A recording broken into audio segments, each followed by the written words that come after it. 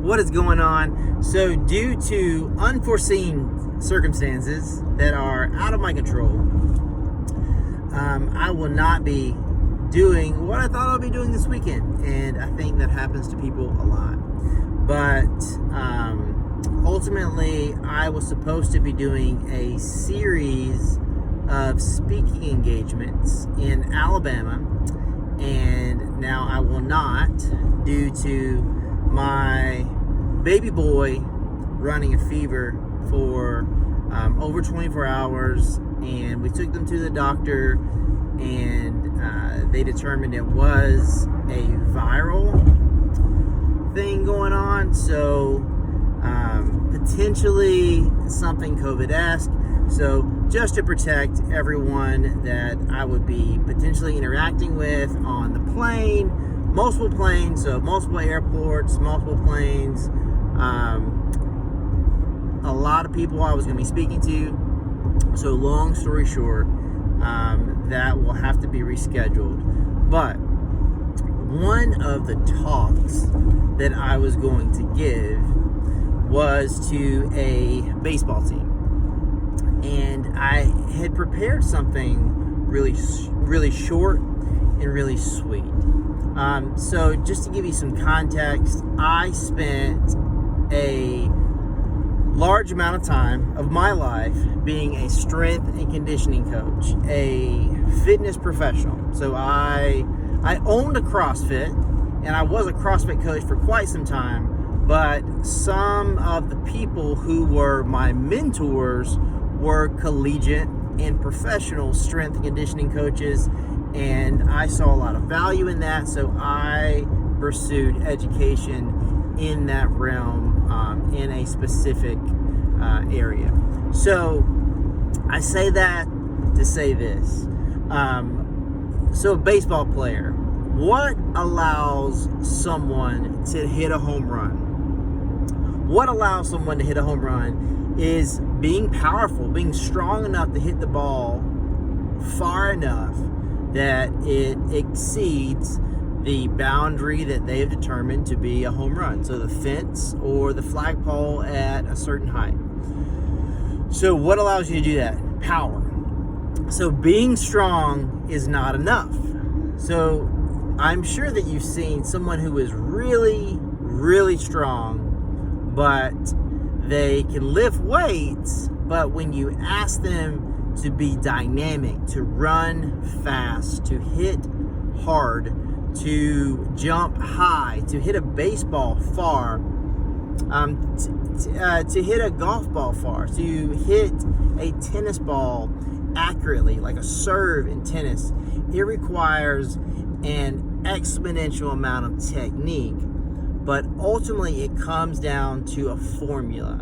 So if I express X amount of force, it will create X amount of power. So force application equates to power. So the more force that I can apply, the more power I can create. But if I don't know how to access or to apply all of the force that I have possible, then I cannot create said power. So that would be, someone who is very strong, but they cannot hit a home run. Someone who is very strong, but cannot hit a golf ball more than 200 yards when they can bench press and deadlift a lot of weight. So it's important for us to be able to express what is within us. And as an athlete, understanding proper technique, your hips are very powerful. So me understanding that I have to fully open my hips when I jump, or when I extend, when I run, or when I swing a bat, I need to fully extend my hips violently to create the most optimal amount of power.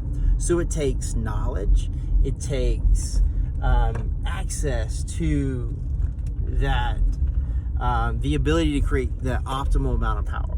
So here's what I wanted to leave them with. When you are in a relationship with God, when you are filled with the Holy Spirit, you have access to power that other people don't. And here's what I want you to know. So there's a Hebrew word. It is anavah, and it is where we get our English word humility from. And ultimately it means your God-given space.